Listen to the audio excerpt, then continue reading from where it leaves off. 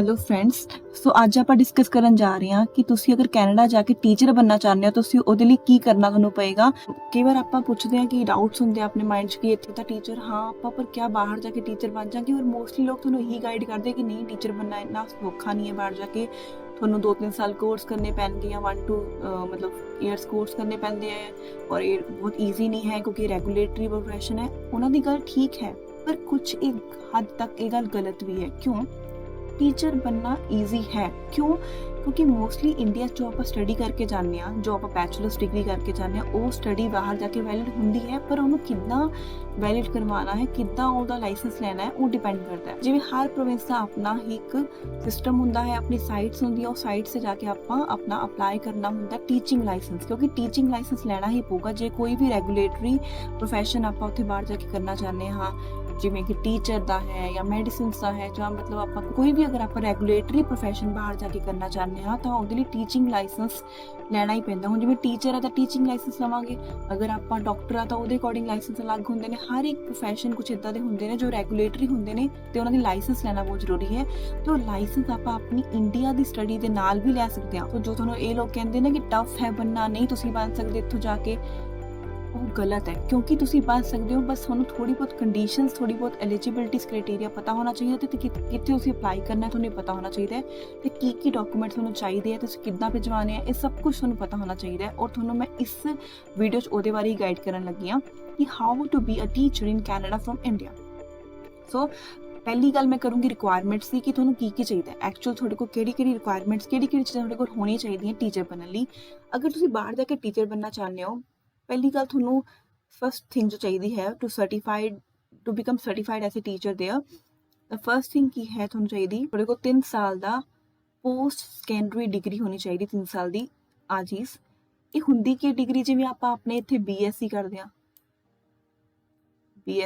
ਹਾਂ ਠੀਕ ਹੈ, ਇੱਦਾਂ BA ਕਰਦੇ ਹਾਂ, BCom ਕਰਦੇ ਹਾਂ, ਇਹ ਸਾਰੀ ਉਹ ਡਿਗਰੀਜ਼ ਆ ਗਈਆਂ।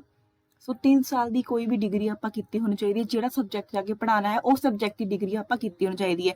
ਫਿਰ next have successfully completed 4 semester teacher education programme.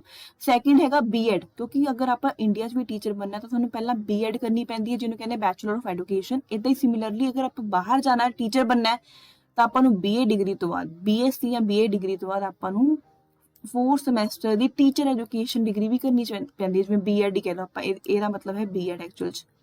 ਤੇ 4 ਸਮੈਸਟਰ ਦੀ ਹੋਣੀ ਚਾਹੀਦੀ ਹੈ। ਪਹਿਲਾਂ ਕੁਝ ਟਾਈਮ ਪਹਿਲਾਂ ਤੱਕ ਜਿਹੜੀ ਡਿਗਰੀ ਸੀਗੀਆਂ B.Ed ਦੀਆਂ ਉਹ 1 ਸਾਲ ਦੀ ਹੁੰਦੀ ਸੀ, 2 ਸਮੈਸਟਰਸ ਹੁੰਦੇ ਸੀ ਤੇ ਉਹਦੇ 'ਚ ਕੁਝ ਸਬਜੈਕਟਸ ਰਹਿ ਜਾਂਦੇ ਸੀ। ਤੇ ਜੇ ਇੱਦਾਂ ਦਾ ਕੋਈ ਪਰਸਨ ਹੈ ਜਿਹਨੇ 1 ਸਾਲ ਵਾਲੀ ਕੀਤੀ ਹੋਈ ਹੈ ਤਾਂ ਉਹਨੂੰ ਕੁਝ ਕੋਰਸ ਉੱਥੇ ਜਾ ਕੇ ਹੋਰ ਕਰਨੇ ਪੈਂਦੇ, ਕੁਝ ਆਰਟਸ ਦੇ ਕੋਰਸ ਉੱਤੇ ਦੁਆਰਾ ਕਰਨੇ ਪੈਂਦੇ ਆ। 1 ਸਾਲ ਦੇ ਹੁੰਦੇ ਆ, 6-7 ਮਹੀਨੇ ਦੇ ਹੁੰਦੇ, ਤੁਸੀਂ ਉਹ ਕਰ ਲਏ ਕੋਰਸ, ਤੁਸੀਂ ਬਾਹਰ ਜਾ ਕੇ ਟੀਚਿੰਗ ਕਰ ਸਕਦੇ ਹੋ। ਪਰ ਜਿਹੜੀ 4 ਸਮੈਸਟਰ ਵਾਲੀ ਹੈ 2 ਸਾਲ ਵਾਲੀ ਡਿਗਰੀ ਹੈ ਜਿਹਨੇ ਕੀਤੀ ਹੋਈ ਹੈ B.Ed ਦੀ, ਉਹ ਪਰਸਨ ਦੇ ਬਹੁਤ ਜ਼ਿਆਦਾ ਚਾਂਸਿਸ ਬਣਦੇ ਨੇ ਕਿ BSc BA ਤੋਂ ਬਾਅਦ ਅਗਰ ਉਹਨੇ ਉਹ 2 ਸਾਲ ਵਾਲੀ B.Ed ਕੀਤੀ ਹੋਈ ਹੈ ਤਾਂ ਉਹਦੀ ਐਲੀਜੀਬਿਲਿਟੀ ਬਣਦੀ ਹੈ, ਉਹ ਆਰਾਮ ਨਾਲ ਬਾਹਰ ਜਾ ਕੇ ਆਪਣਾ ਲਾਇਸੈਂਸ ਹੀ ਅਪਲਾਈ ਕਰ ਸਕਦੇ ਆ। ਤੀਸਰੀ ਚੀਜ਼ ਕੀ ਕਰਨੀ ਹੁੰਦੀ ਹੈ, ਇਹ ਡਿਗਰੀ ਤੁਹਾਡੇ ਕੋਲ ਪਹਿਲਾਂ ਹੀ ਹੈਗੀ ਹੈ, ਤੁਸੀਂ ਉਸ ਤੋਂ ਬਾਅਦ ਅਪਲਾਈ ਕਰੋਗੇ। ਕਿਹਨੂੰ ਅਪਲਾਈ ਕਰੋਗੇ? ਕਾਲਜ ਆਫ ਸਰਟੀਫਿਕੇਸ਼ਨ, ਮਤਲਬ ਕਾਲਜ ਤੋਂ ਅਪਲਾਈ ਕਰੋਗੇ ਸਰਟੀਫਿਕੇਸ਼ਨ ਲਈ। ਹੁਣ ਜੇ ਤੁਸੀਂ ਟੋਰਾਂਟੋ ਮੂਵ ਕਰਨਾ ਚਾਹੁੰਦੇ ਹੋ, ਵੈਨਕੂਵਰ ਮੂਵ ਕਰਨਾ ਚਾਹੁੰਦੇ ਹੋ, ਤੁਸੀਂ ਉਹਦੇ ਅਕੋਰਡਿੰਗ ਪ੍ਰੋਵਿੰਸ ਦੇਖ ਕੇ ਮਤਲਬ ਕਰੋਗੇ। ਜਿਵੇਂ ਹੁਣ ਤੁਸੀਂ ਟੋਰਾਂਟੋ ਜਾਣਾ ਚਾਹੁੰਦੇ ਹੋ ਜਾਂ ਫਿਰ ਤੁਸੀਂ ਓਨਟਾਰੀਓ ਦੇ ਅਕੋਰਡਿੰਗ ਕਰੋਗੇ। ਉੱਥੇ ਦੀ ਪ੍ਰੋਵਿੰਸ ਓਨਟਾਰੀਓ ਹੈ ਤੇ ਓਨਟਾਰੀਓ ਦਾ ਤੁਹਾਨੂੰ ਲਾਇਸੈਂਸ ਲੈਣਾ ਪੈਣਾ ਹੈ ਉਹਦੀ ਸਾਈਟ 'ਤੇ ਜਾ ਕੇ। ਇੱਦਾਂ ਹੀ ਤੁਸੀਂ ਅਗਰ ਵੈਨਕੂਵਰ ਮੂਵ ਕਰਨਾ ਚਾਹੁੰਦੇ ਹੋ, ਸਰੀ ਜਾਣਾ ਚਾਹੁੰਦੇ ਹੋ, ਤੁਸੀਂ ਉੱਥੇ BC ਬ੍ਰਿਟਿਸ਼ ਕੋਲੰਬੀਆ ਦਾ ਲਾਇਸੈਂਸ ਲਓਗੇ। ਸਭ ਦੇ ਥੋੜਾ ਫਰਕ ਹੈ ਪਰ ਡਾਕੂਮੈਂਟਸ ਅਪਰੋਕਸੀਮੇਟਲੀ ਸਭ ਦੇ ਸੇਮ ਨੇ। ਜੇ ਤੁਹਾਨੂੰ ਕਿਸੇ ਇੱਕ ਪ੍ਰੋਵਿੰਸ ਨੇ ਸਰਟੀਫਿਕੇਸ਼ਨ ਦੇਤੀ, ਲਾਇਸੈਂਸ ਦੇਤਾ, ਤੁਸੀਂ ਬਾਕੀ ਪ੍ਰੋਵਿੰਸ 'ਚ ਵੀ ਜਾ ਕੇ ਜਾਂ ਤਾਂ ਮੋਬਿਲਿਟੀ ਥਰੂ ਹੋ ਜਾਂਦਾ ਹੈ, ਉਹ ਵੀ ਤੁਹਾਨੂੰ ਅੱਗੇ ਜਾ ਕੇ ਮੈਂ ਐਕਸਪਲੇਨ ਕਰਾਂਗੀ। ਮੋਬਿਲਿਟੀ ਥਰੂ ਹੋ ਜਾਂਦਾ ਜਿਵੇਂ ਆਪਾਂ ਅਗਰ ਮੰਨ ਲਓ ਅਲਬਰਟਾ ਜਾ, ਜਿਵੇਂ ਆਪਾਂ ਅਲਬਰਟਾ ਟੂ BC ਮੋਬਿਲਿਟੀ ਥੋੜਾ ਬਹੁਤ ਇੱਕ ਦੀ ਡਾਕੂਮੈਂਟਸ ਦੀ ਹੋਰ ਲੋੜ ਹੋ ਜਾਂਦੀ ਹੈ। ਜੇ ਤੁਸੀਂ ਇੱਕ ਪ੍ਰੋਵਿੰਸ 'ਚ ਜਾ ਕੇ ਆਪਣਾ ਸਰਟੀਫਿਕੇਟ ਗੇਨ ਕਰ ਲਿਆ, ਠੀਕ ਹੈ, ਟੀਚਿੰਗ ਦਾ ਲਾਇਸੈਂਸ ਗੇਨ ਕਰ ਲਿਆ, ਤੁਸੀਂ ਦੂਜੇ ਪ੍ਰੋਵਿੰਸ 'ਚ ਈਜ਼ੀਲੀ ਅਪਲਾਈ ਕਰ ਸਕਦੇ ਹੋ। ਈਜ਼ੀ ਹੋ ਜਾਂਦਾ ਬਹੁਤ ਜ਼ਿਆਦਾ। ਤੇ ਇਹਦੀ ਇੱਕ ਗੱਲ ਹੁੰਦੀ ਹੈ, ਇਹਦੇ ਲਈ ਆਪਾਂ ਨੂੰ ਇੱਕ ਐਨੂਅਲ ਮੈਂਬਰਸ਼ਿਪ ਫੀਸ ਪੇ ਕਰਨੀ ਪੈਂਦੀ ਤੇ ਰਜਿਸਟ੍ਰੇਸ਼ਨ ਫੀਸ ਪੇ ਕਰਨੀ ਪੈਂਦੀ ਹੈ ਤਾਂ ਕਿ ਆਪਾਂ ਇਹ ਫੀਸ ਆਪਾਂ ਨੂੰ ਮੋਸਟਲੀ ਹਰ ਸਾਲ ਪੇ ਕਰਨੀ ਪੈਂਦੀ। ਰਜਿਸਟ੍ਰੇਸ਼ਨ ਫੀਸ ਤਾਂ ਪਹਿਲੀ ਵਾਰ ਪੇ ਕਰਾਂਗੇ ਜਦੋਂ ਆਪਾਂ ਅਪਲਾਈ ਕਰ ਰਹੇ ਹਾਂ, ਪਰ ਜਿਹੜੀ ਮੈਂਬਰਸ਼ਿਪ ਫੀਸ ਹੈਗੀ ਹੈ ਉਹ ਹਰ ਸਾਲ ਪੇ ਕਰਨੀ ਪੈਂਦੀ ਤਾਂ ਕਿ ਆਪਾਂ ਟੀਚਰ ਬਣੇ ਰਹੀਏ। ਮਤਲਬ ਟੀਚਰ ਬਣੇ ਰਹਿਣ ਲਈ ਉੱਥੇ ਆਪਾਂ ਨੂੰ ਕੁਝ ਡਾਲਰਸ ਦੇਣੇ ਪੈਂਦੇ ਔਰ ਬਹੁਤ ਘੱਟ ਹੁੰਦੀ ਉਹ। ਸੋ ਬੇਸਿਕਲੀ ਪਹਿਲੇ ਤੋਂ ਪੁਆਇੰਟਸ ਮੇਨ ਸੀ ਇੱਕ ਤਾਂ bachelors degree, second BEd degree, ਔਰ ਦੋਨੋਂ ਹੀ ਡਿਗਰੀਜ਼ ਆਪਾਂ ਮੋਸਟਲੀ ਹਰ ਇੱਕ ਇੰਡੀਅਨ ਟੀਚਰ ਇੱਥੇ ਨੇ ਕੀਤੀ ਹੁੰਦੀ ਹੈ। ਸੋ ਇਹ ਕਹਿਣਾ ਬਿਲਕੁਲ ਗਲਤ ਹੈ ਕਿ ਜਾ ਕੇ ਟੀਚਰ ਬਣਨਾ ਔਖਾ ਹੈ। ਟੀਚਰ ਬਣਨਾ ਬਹੁਤ ਈਜ਼ੀ ਹੈ, ਬਸ ਕੁਝ ਇੱਕ ਕੋਰਸ ਕਈ ਵਾਰ ਰਹਿ ਜਾਂਦੇ ਆਪਣੇ ਜੋ ਬੀਐਡ 'ਚ ਨਹੀਂ ਕਵਰ ਹੋਏ ਹੁੰਦੇ, ਉਹ ਆਪਾਂ ਉੱਥੇ ਜਾ ਕੇ ਕਰਨੇ ਹੁੰਦੇ। ਉਹ ਵੀ ਉਹ ਆਪਾਂ ਨੂੰ ਦੱਸ ਦਿੰਦੇ ਕਿ ਤੁਸੀਂ ਇਹ ਕਰ ਲਓ, ਇਹ ਚੀਜ਼ ਤੁਹਾਡੀ ਪੈਂਡਿੰਗ ਹੈ, ਤੁਸੀਂ ਇਹ ਕਰਕੇ ਟੀਚਰ ਬਣ ਸਕਦੇ ਹੋ। ਕੰਡੀਸ਼ਨਸ ਲਿਖ ਦਿੰਦੇ ਆਪਣੇ ਉੱਤੇ, ਉਹ ਕੰਡੀਸ਼ਨਸ ਪੂਰੇ ਕਰਦੇ ਸਾਰੀ ਆਪਾਂ ਉੱਥੇ ਕਿਸੇ ਵੀ ਪਬਲਿਕ ਸਕੂਲ 'ਚ ਟੀਚਰ ਬਣ ਸਕਦੇ ਹੋ। ਟੀਚਰ ਦੀ ਸੈਲਰੀਜ਼ ਉੱਥੇ ਸੱਚੀ ਬਹੁਤ ਜ਼ਿਆਦਾ ਨੇ, ਟੀਚਰਸ ਬਹੁਤ ਜ਼ਿਆਦਾ ਅਰਨ ਕਰਦੇ ਨੇ ਉੱਥੇ ਜਾ ਕੇ। ਉਹਨਾਂ ਨੂੰ ਜਦੋਂ ਐਕਸਪੀਰੀਅੰਸ ਹੋ ਜਾਂਦਾ 2 4 5 ਸਾਲ ਬਾਅਦ, ਉਹਨਾਂ ਦੀ ਸੈਲਰੀ ਇੰਨੀ ਅੱਛੀ ਹੋ ਜਾਂਦੀ ਹੈ। ਔਰ ਸਭ ਤੋਂ ਵਧੀਆ ਗੱਲ ਇਹ ਹੈ ਕਿ ਆਉਣ ਵਾਲੇ ਟਾਈਮ 'ਚ ਬਹੁਤ ਸਾਰੀ ਰਿਟਾਇਰਮੈਂਟਸ ਹੋਣ ਵਾਲੀਆਂ ਨੇ, ਬਹੁਤ ਟੀਚਰਸ ਵੈਕੈਂਸੀਜ਼ ਖਾਲੀ ਹੋਣ ਵਾਲੀਆਂ, ਔਰ ਟੀਚਰ ਦੀ ਲੋੜ ਉਹਨਾਂ ਨੂੰ ਬਹੁਤ ਜ਼ਿਆਦਾ ਪੈਣੀ ਹੈ। ਸੋ ਅਗਰ ਕੈਨੇਡਾ ਜਾ ਰਹੇ ਹੋ ਇੱਥੇ ਟੀਚਰ ਦਾ ਕੰਮ ਕਰਕੇ ਗਏ ਹੋ, ਤਾਂ ਜਾਂਦੇ ਸਾਰ ਹੀ ਇਹ ਕੰਮ ਸ਼ੁਰੂ ਕਰ ਦੇਣਾ ਕਿ ਲਾਇਸੈਂਸ ਨੂੰ ਅਪਲਾਈ ਕਰ ਦੇਣਾ, ਕਿਉਂਕਿ ਇਹਨੂੰ ਲੱਗ ਜਾਂਦਾ 1 ਸਾਲ, ਕਈ ਵਾਰੀ 1 ਈਅਰ ਦੇ ਨੀਅਰ ਬਾਏ ਲੱਗ ਜਾਂਦਾ, ਕਿ ਜਲਦੀ ਵੀ ਆ ਜਾਂਦਾ 6-7 ਮਹੀਨੇ ਦੇ ਵਿੱਚ, ਕਈਆਂ ਨੂੰ ਸਾਲ ਲੱਗ ਜਾਂਦਾ। ਸੋ ਪਹਿਲਾ ਕੰਮ ਜਦੋਂ ਆਪਣੇ ਸਾਰੇ ਤੁਸੀਂ ਮੇਨ ਕੰਮ ਕਰ ਲਓਗੇ ਪੂਰੇ, ਉਸ ਤੋਂ ਬਾਅਦ 15 ਡੇਜ਼ ਜਾਂ ਮਹੀਨੇ ਬਾਅਦ ਤੁਸੀਂ ਆਪਣੇ ਇਹ ਅਪਲਾਈ ਜ਼ਰੂਰ ਕਰ ਲਓ ਜਿਹਨੂੰ ਟੀਚਰ ਬਣਨ ਦਾ ਸ਼ੌਂਕ ਹੈ ਬਾਹਰ ਜਾ ਕੇ। ਨੈਕਸਟ ਇਸ ਤੋਂ ਬਾਅਦ ਟੀਚਿੰਗ ਕੈਟੇਗਰੀਜ਼ ਅਲੱਗ-ਅਲੱਗ ਹੁੰਦੀਆਂ। ਹੁਣ ਮੈਂ ਓਨਟਾਰੀਓ ਦੀ ਗੱਲ ਕਰ ਰਹੀ ਹਾਂ ਐਕਚੁਅਲੀ, ਇਸ ਸਲਾਈਡ ਵਿੱਚ ਮੈਂ ਪੂਰੀ ਓਨਟਾਰੀਓ ਦੀ ਗੱਲ ਕੀਤੀ ਹੈ, ਬਾਕੀਆਂ ਦਾ ਪ੍ਰੋਸੈਸ ਬਿਲਕੁਲ ਸੇਮ ਹੀ ਹੈ। ਮੈਂ ਓਨਟਾਰੀਓ ਜਿੱਦਾਂ ਦਾ ਵੀ ਲਿਖਿਆ ਜਾ ਰਿਹਾ ਮੈਂ ਲਿਖਤਾ, ਕਿਉਂਕਿ ਓਨਟਾਰੀਓ ਦੀ ਗੱਲ ਕਰ ਰਹੀ ਹਾਂ ਮੈਂ ਬੇਸਿਕਲੀ। ਬਟ ਇਹ ਕਿ ਓਨਟਾਰੀਓ ਤੇ ਬਾਕੀਆਂ 'ਚ ਕੋਈ ਖਾਸ ਫਰਕ ਨਹੀਂ ਹੈ। ਤੁਹਾਨੂੰ ਮੈਂ ਅਗਰ ਤੁਹਾਨੂੰ ਕਿਸੇ ਨੂੰ ਰਿਕੁਆਇਰਮੈਂਟ ਹੋਈ, ਤੁਸੀਂ ਕਿਸੇ ਹੋਰ ਪ੍ਰੋਵਿੰਸ 'ਚ ਮੂਵ ਕਰਨਾ ਹੋਇਆ, ਤੁਹਾਨੂੰ ਮੈਂ ਉਹਦੇ ਲਈ ਵੀ ਪੂਰਾ ਗਾਈਡ ਕਰ ਦੂੰਗੀ ਵੀ ਕਿੱਦਾਂ ਤੁਸੀਂ ਕਰ ਸਕਦੇ ਹੋ। ਬੇਸਿਕਲੀ ਸਭ ਕੁਝ ਸੇਮ ਹੁੰਦਾ ਹੈ, ਬਸ ਸਾਈਡ ਦਾ ਫਰਕ ਹੁੰਦਾ ਹੈ, ਥੋੜਾ ਬਹੁਤ ਕੰਡੀਸ਼ਨ ਇੱਕ ਅੱਧਾ ਡਾਕੂਮੈਂਟ ਹੁੰਦਾ ਹੈ ਘੱਟ ਵੱਧ, ਉਹ ਤੁਹਾਨੂੰ ਮੈਂ ਦੱਸ ਦੂੰਗੀ। ਪਰ ਤੁਸੀਂ ਮੈਨੂੰ ਕਮੈਂਟ ਬਾਕਸ ਦੱਸਣਾ ਇਹਦੇ ਬਾਰੇ ਕਿ ਤੁਸੀਂ ਕਿਹੜੇ ਪ੍ਰੋਵਿੰਸ ਜਾਣਾ ਚਾਹੁੰਦੇ ਹੋ, ਤੇ ਤੁਹਾਨੂੰ ਕਿਹਦੀ ਨੌਲੇਜ ਦੀ ਲੋੜ ਹੈ, ਕਿਹੜੇ ਪ੍ਰੋਵਿੰਸ ਦੀ ਤੁਹਾਨੂੰ ਸਰਟੀਫਿਕੇਸ਼ਨ ਦੀ ਨੌਲੇਜ ਚਾਹੀਦੀ ਹੈ, ਵੀ ਕਿੱਦਾਂ ਲਈਦਾ। ਹੁਣ ਇਹ 'ਚ ਦੇਖੋ ਓਨਟਾਰੀਓ 'ਚ ਬੇਸਿਕਲੀ 4 ਤਰ੍ਹਾਂ ਦੇ ਟੀਚਰਸ ਹੁੰਦੇ ਆ ਉੱਥੇ। ਪਹਿਲੇ ਹੁੰਦੇ ਜਨਰਲ ਐਜੂਕੇਸ਼ਨ ਵਾਲੇ, ਇਹ ਕਿਹੜੇ ਹੁੰਦੇ K to 12, ਜਿਨ੍ਹਾਂ ਨੇ ਕਿੰਡਰਗਾਰਟਨ ਤੋਂ ਲੈ ਕੇ 12ਵੀਂ ਕਲਾਸ ਤੱਕ ਪੜ੍ਹਾ ਸਕਦੇ, 12ਵੀਂ ਗ੍ਰੇਡ ਤੱਕ ਉੱਥੇ ਪੜ੍ਹਾ ਸਕਦੇ ਨੇ, ਉਹ ਜਨਰਲ ਐਜੂਕੇਸ਼ਨ ਟੀਚਰਸ ਹੋ ਗਏ। Then teacher of technological education ਹੁੰਦੇ, ਜਿਹੜੇ ਟੈਕਨੋਲੋਜੀਕਲ ਪੜ੍ਹਾਉਂਦੇ, ਜਿਵੇਂ ਕੰਪਿਊਟਰ ਸਬਜੈਕਟਸ ਹੋ ਗਏ ਜਾਂ ਇੱਦਾਂ ਦੀ ਸਬਜੈਕਟਸ ਪੜ੍ਹਾਉਂਦੇ ਜੋ ਟੈਕਨੋਲੋਜੀ ਨਾਲ ਲਿੰਕਡ ਹੁੰਦੇ ਨੇ।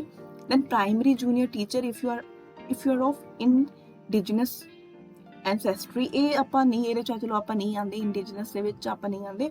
ਬੇਸਿਕਲੀ ਆਪਾਂ ਫਸਟ ਐਂਡ ਸੈਕਿੰਡ ਦੇ ਵਿੱਚ ਹੋ ਸਕਦੇ ਹਾਂ। ਇਹ ਥਰਡ ਹੈਗਾ ਵੇ ਟੀਚਰ ਆਫ ਨੇਟਿਵ ਲੈਂਗੁਏਜ। ਉੱਥੇ 2 ਤਰ੍ਹਾਂ ਦੀ ਨੇਟਿਵ ਲੈਂਗੁਏਜ ਚੱਲਦੀ ਹੈ, ਜਾਂ ਤਾਂ ਇੰਗਲਿਸ਼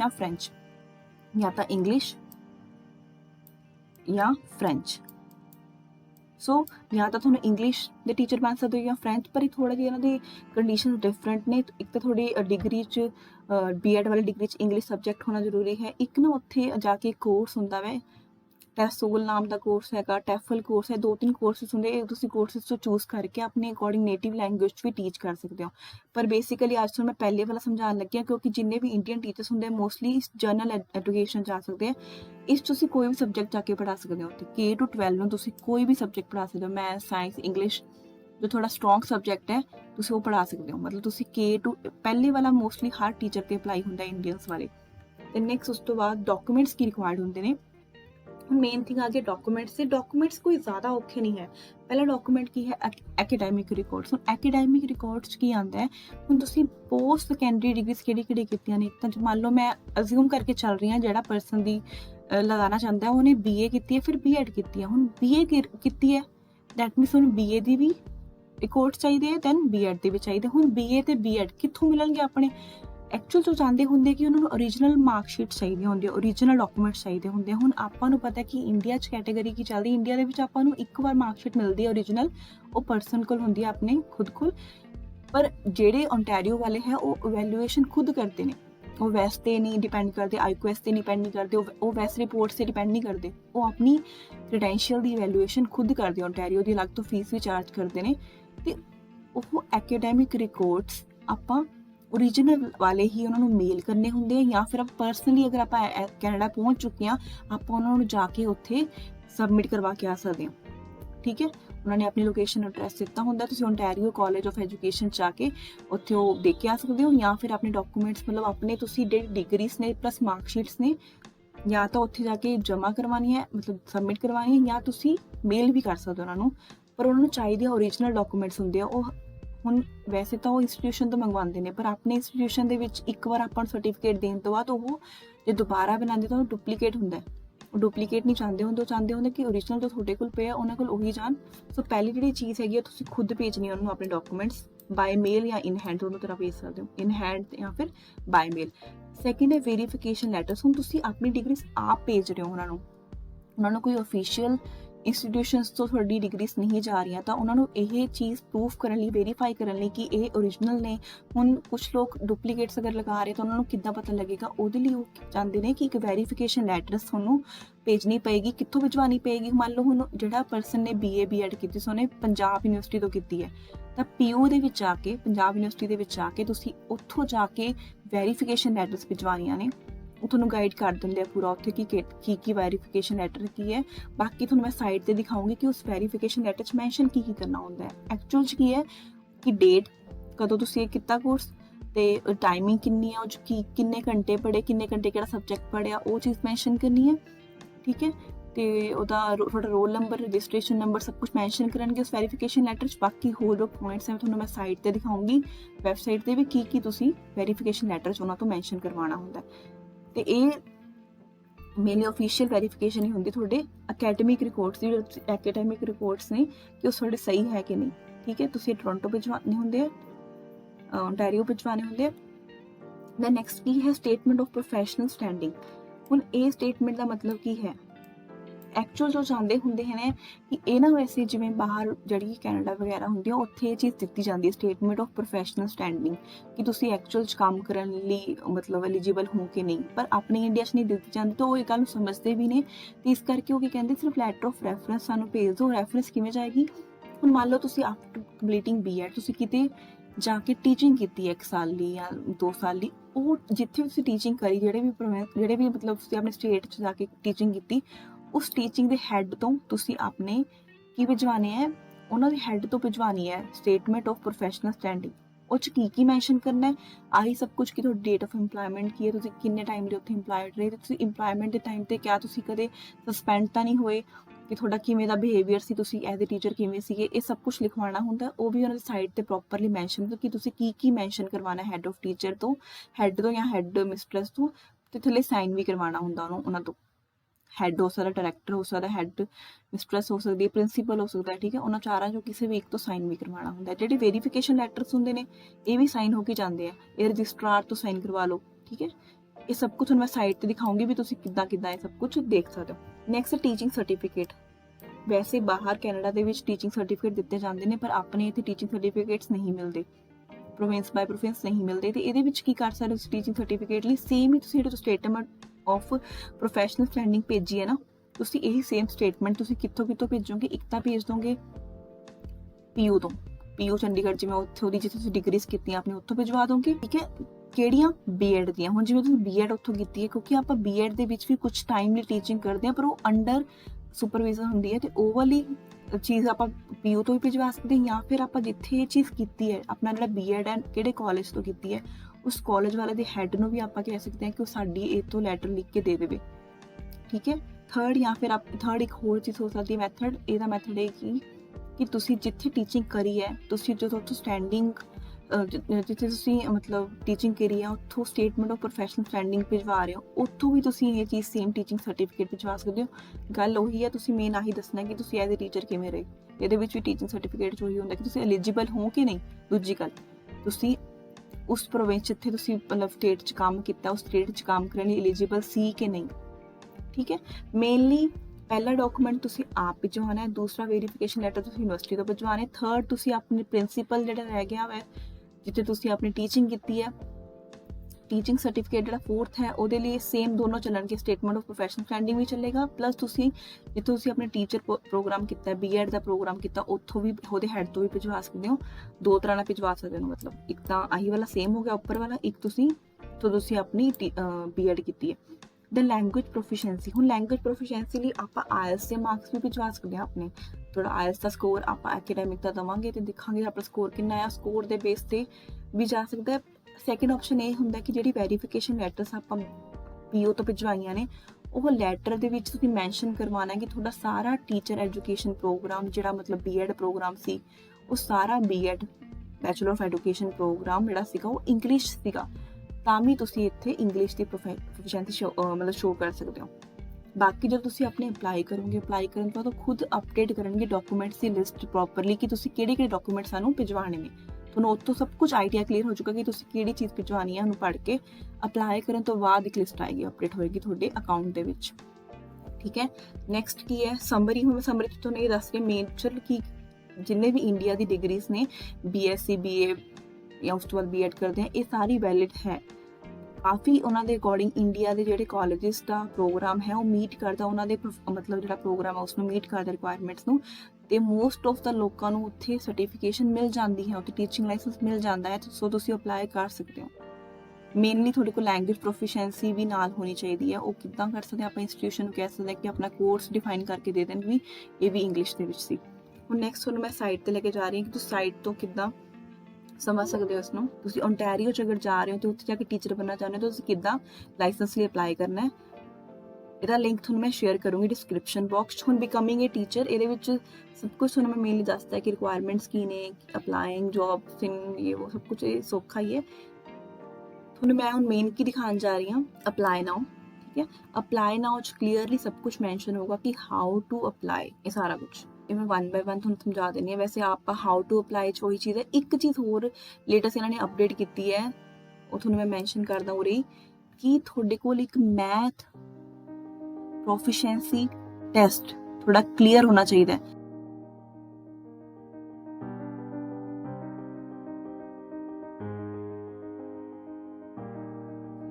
ਫਿਲ ਕਰਦੇ ਹੋ ਆਪਣੀ ਫੁੱਲ ਇਨਫੋਰਮੇਸ਼ਨ। ਠੀਕ ਹੈ, ਐਡਰੈਸ ਕੀ ਹੈ ਤੁਹਾਡਾ, ਆਇਡੈਂਟੀਟੀ ਵਗੈਰਾ ਸਭ ਕੁਝ ਫਿਲ ਕਰਦੇ ਹੋ। ਨੈਕਸਟ ਸਟੈਪ 1 ਦੇ ਵਿੱਚ ਹੀ ਤੁਸੀਂ ਕੀ ਫਿਲ ਕਰਨਾ ਹੈ ਕਿ ਤੁਸੀਂ ਆਪਣਾ ਸਾਰਾ ਟੀਚਰ ਐਜੂਕੇਸ਼ਨ ਪ੍ਰੋਗਰਾਮ ਬਾਰੇ ਕੀ ਤੁਸੀਂ ਪੜ੍ਹਾਇਆ ਤੇ ਕੀ ਪੜ੍ਹਨਾ ਤੁਸੀਂ ਉਹਦੇ ਬਾਰੇ ਐਕਸਪਲੇਨ ਕਰਨਾ, ਲਿਖਣਾ ਹੁੰਦਾ।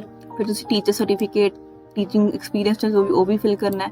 ਸੋ ਆਹ ਚੀਜ਼ਾਂ ਸਾਰੀਆਂ ਸਟੈਪਸ ਆ ਗਏ, ਤੁਸੀਂ ਕਿਹੜੇ ਸਟੈਪਸ ਫਿਲ ਕਰਨੇ ਆ। ਸਟੈਪ 5 ਦੇ ਵਿੱਚ ਤੁਸੀਂ ਕੀ ਕਰਨਾ ਹੈ ਕਿ ਤੁਸੀਂ ਇੱਕ ਡਿਕਲੇਰੇਸ਼ਨ ਦੇਣੀ ਹੈ ਕਿ ਜੋ ਵੀ ਅਸੀਂ ਭਰਿਆ ਸਾਰਾ ਕੁਝ ਸਹੀ ਹੈ, ਯੈਸ ਨੋ। ਦੂਸਰੀ ਗੱਲ ਤੁਸੀਂ ਇਹ ਵੀ ਦੱਸਣਾ ਹੈ ਕਿ ਕੋਈ ਚੀਜ਼ ਉਹਦੇ ਕੁਝ ਮਤਲਬ ਕੁਝ ਪੁਆਇੰਟਸ ਹੋਣਗੇ ਕਿ ਤੁਹਾਡੇ ਨਾਲ ਕੋਈ ਸਸਪੈਂਸ਼ਨ ਤਾਂ ਨਹੀਂ ਹੋਈ, ਤੁਹਾਡਾ ਕਦੇ ਬਿਹੇਵੀਅਰ ਇਦਾਂ ਦਾ ਨਹੀਂ ਹੋਇਆ, ਤੁਸੀਂ ਉਹਦੇ ਆਨਸਰਸ ਕਰਨੇ ਆ। ਤੁਸੀਂ ਯੈਸ ਟਿਕ ਕਰੋਗੇ। ਜੇ ਤੁਹਾਡੇ ਨਾਲ ਕੋਈ ਚੀਜ਼ ਹੋਈ ਹੋਊਗੀ ਤੁਸੀਂ ਉਹ ਯੈਸ ਕਰੋਗੇ ਤਾਂ ਯੈਸ ਦਾ ਤੁਸੀਂ ਡਿਟੇਲ 'ਚ ਰਿਪਲਾਈ ਕਰ ਦੇਣਾ। ਤੁਸੀਂ ਨੋ ਹਰ ਇੱਕ ਨੂੰ ਕਰੋਗੇ ਫਿਰ ਤੁਹਾਨੂੰ ਕੋਈ ਰਿਪਲਾਈ ਕਰਨ ਦੀ ਲੋੜ ਨਹੀਂ। ਸਟੈਪ 7 ਤੁਸੀਂ ਫੀਸ ਪੇ ਕਰ ਦੇਣੀ। ਉਸ ਤੋਂ ਬਾਅਦ ਪੇ ਦਾ ਫੀਸ ਫॉर ਰਜਿਸਟ੍ਰੇਸ਼ਨ। ਉਹ ਪੇ ਕਰਨ ਤੋਂ ਬਾਅਦ ਜੇ ਤੁਸੀਂ ਐਲੀਜੀਬਲ ਹੋਵੋਗੇ, ਤੁਹਾਨੂੰ ਐਲੀਜੀਬਲ ਕਰਨਗੇ, ਫਿਰ ਤੁਸੀਂ ਆ ਮੈਂਬਰਸ਼ਿਪ ਫੀਸ ਪੇ ਕਰੋ। ਠੀਕ ਹੈ, ਐਲੀਜੀਬਿਲਟੀ ਚੈੱਕ ਹੋਣ ਤੋਂ ਬਾਅਦ ਦੂਸਰੀ ਫੀਸ ਪੇ ਕਰ ਜਿਹੜੀ ਮੈਂਬਰਸ਼ਿਪ ਫੀਸ ਹੈ। ਤੇ ਉਹ ਕਹਿ ਰਹੇ ਕਿ ਡਾਕੂਮੈਂਟਸ ਜਿੰਨੇ ਵੀ ਹੈ ਤੁਸੀਂ ਸਹੀ ਤਰੀਕੇ ਨਾਲ ਭੇਜਣੇ, ਟਰਾਈ ਕਰਨਾ। ਔਰ ਇਹ ਟ੍ਰਾਂਸਕ੍ਰਿਪਟਸ ਵੈਸ ਵਾਲੀਆਂ ਨਹੀਂ ਲੈਂਦੇ, ਖੁਦ ਆਪਣੀ ਓਨਟਾਰੀਓ ਖੁਦ ਇਹਨੂੰ ਖੁਦ ਚੈੱਕ ਕਰਕੇ ਆਪਣੇ ਅਕੋਰਡਿੰਗ ਕਰਦੇ। ਬਾਕੀ ਟਿਪਸ ਸਾਰੀ ਪੜ੍ਹ ਲਿਓ ਕਿ ਫਿਲ ਕਰਨ ਲੱਗੇ ਤੁਹਾਨੂੰ ਕੀ ਟਿਪਸ ਯੂਜ਼ ਕਰਨੀ ਚਾਹੀਦੀ। ਸਾਈਟ ਤੇ ਸਭ ਕੁਝ ਮੈਂਸ਼ਨ ਹੈ, ਫਿਰ ਤੁਸੀਂ ਇੱਥੇ ਕਲਿੱਕ ਕਰਕੇ ਅਪਲਾਈ ਕਰ ਸਕਦੇ ਹੋ। ਅਪਲਾਈ ਤੇ ਟਿਪਸ ਪੜ੍ਹਨ ਤੋਂ ਬਾਅਦ ਓਕੇ ਆ ਥੋੜੀ ਇੱਥੇ ਫਾਰਮ ਖੁੱਲ ਜਾਏਗਾ, ਤੁਸੀਂ ਸਾਰਾ ਕੁਝ ਇੱਥੇ ਆਪਣੀ ਡਿਟੇਲਸ ਫਿਲ ਕਰ ਸਕਦੇ ਹੋ। ਥੋੜੀ ਆਪਣੀ ਖੁਦ ਦੀ ਕੰਟਰੀ ਦਾ ਚੈੱਕ ਕਰ ਸਕਦੇ ਹੋ ਇੰਟਰਨੈਸ਼ਨਲੀ ਐਡੂਕੇਟਿਡ ਟੀਚਰਸ ਦੇ ਵਿੱਚ ਖੋਲ ਕੇ। ਇਸ ਤੁਸੀਂ ਕੰਟਰੀ ਸਪੈਸੀਫਿਕ ਇਨਫੋਰਮੇਸ਼ਨ ਚ ਜਾ ਕੇ ਆਪਣੀ ਕੰਟਰੀ ਦਾ ਖੋਲ ਕੇ ਚੈੱਕ ਕਰ ਸਕਦੇ ਹੋ। ਇੰਡੀਆ ਜਿਵੇਂ ਮੈਂ ਇੰਡੀਆ ਸਿਲੈਕਟ ਕਰਕੇ ਇੱਥੋਂ ਤੁਸੀਂ ਖੋਲ ਕੇ ਚੈੱਕ ਕਰ ਸਕਦੇ ਹੋ ਕਿ ਤੁਹਾਨੂੰ ਕੀ ਚਾਹੀਦਾ। ਇੰਡੀਆ ਵਾਲੇ ਜੋ ਇੰਡੀਆ ਤੋਂ ਜਾ ਰਹੇ ਨੇ ਉਹਨਾਂ ਨੂੰ ਕੀ ਚਾਹੀਦਾ ਹੈ, ਸਾਰਾ ਕੁਝ ਇੱਥੇ ਮੈਂਸ਼ਨ ਹੈ ਕਿ ਵੈਰੀਫਿਕੇਸ਼ਨ ਲੈਟਰ 'ਚ ਕੀ ਭੇਜਣਾ, ਆ ਸਭ ਕੁਝ ਮੈਂਸ਼ਨ ਹੋਣਾ ਚਾਹੀਦਾ ਉਸ ਤੇ ਵੈਰੀਫਿਕੇਸ਼ਨ ਲੈਟਰ 'ਚ। ਡੇਟਸ, ਕੋਰਸ ਕੰਟੈਂਟ ਕੀ ਹੈ, ਆਰਟਸ ਕਿੰਨੇ ਨੇ, ਨੇਮ ਕੀ ਹੈ ਡਿਗਰੀ ਦਾ, ਡੇਟ ਕਦੋਂ ਕੀਤੀ ਸੀ, number of weeks, grade level, subject ਕਿਹੜੇ ਪੜ੍ਹਾਏ ਸੀ ਟੀਚਰ ਪ੍ਰੈਕਟਿਸ ਵੇਲੇ, ਆ ਸਾਰਾ ਕੁਝ ਮੈਂਸ਼ਨ ਕਰਵਾਉਣਾ ਵੈਰੀਫਿਕੇਸ਼ਨ ਲੈਟਰ ਤੇ। ਇਹਨੂੰ ਸਾਈਨ ਕੌਣ ਕਰੇਗਾ? ਰਜਿਸਟਰਾਰ, ਡਿਪਟੀ ਰਜਿਸਟਰਾਰ ਜਾਂ ਇਹਨਾਂ 'ਚ ਕੋਈ ਵੀ ਇੱਕ ਸਾਈਨ ਕਰ ਸਕਦਾ ਇਹਨੂੰ। ਸਟੇਟਮੈਂਟ ਆਫ ਪ੍ਰੋਫੈਸ਼ਨਲ ਸਟੈਂਡਿੰਗ ਬਾਰੇ ਵੀ ਪ੍ਰੋਪਰਲੀ ਇੱਥੇ ਮੈਂਸ਼ਨ ਕੀਤਾ ਗਿਆ ਹੋਇਆ ਸਾਰਾ ਕੁਝ ਵੀ ਕੀ ਹੈ ਤੁਹਾਨੂੰ ਮੈਂ ਸਮਝਾਈ ਚੁੱਕੀ ਹਾਂ ਪਹਿਲਾਂ। ਟੀਚਿੰਗ ਸਰਟੀਫਿਕੇਟ ਬਾਰੇ ਵੀ ਮੈਂਸ਼ਨ ਕੀਤਾ ਹੋਇਆ। ਸੋ ਤੁਸੀਂ ਜਦੋਂ ਇਹ ਸਾਈਟ ਪੂਰੀ ਪੜ੍ਹ ਲਓਗੇ, ਦੇਖ ਲਓਗੇ, ਤੁਹਾਨੂੰ ਅੱਧੀ ਤੋਂ ਵੱਧ ਕਲੈਰਿਟੀ ਹੋ ਜਾਏਗੀ। ਠੀਕ ਹੈ, ਨੈਕਸਟ ਇੱਕ ਚੀਜ਼ ਇੱਥੋਂ ਤੁਸੀਂ ਹੋਰ ਦੇਖ ਸਕਦੇ ਹੋ, ਇਹਨੂੰ ਮਤਲਬ ਤੁਸੀਂ ਕਲਿੱਕ ਕਰਕੇ ਦੇਖ ਸਕਦੇ ਹੋ। ਫਿਰ ਤੁਸੀਂ ਆਪਣੀ ਐਲੀਜੀਬਿਲਟੀ ਚੈੱਕ ਕਰਨ ਲਈ ਕੀ ਕਰੋਗੇ? ਅਪਲਾਈਂਗ ਤੇ ਕਲਿੱਕ ਕਰੋਗੇ। ਤੁਸੀਂ ਐਲੀਜੀਬਿਲਟੀ ਪ੍ਰੀ ਐਲੀਜੀਬਿਲਟੀ ਚੈੱਕ ਕਰਨੀ ਹੈ ਕਿ ਕਿਆ ਤੁਹਾਡੇ ਪੁਆਇੰਟ ਸਾਰੇ ਸਹੀ ਹੈ ਕਿ ਨਹੀਂ। ਇੱਥੇ ਤੁਸੀਂ ਕਲਿੱਕ ਕਰੋਗੇ ਆਨਲਾਈਨ ਐਪਲੀਕੈਂਟ ਐਲੀਜੀਬਿਲਟੀ ਅਸੈਸਮੈਂਟ।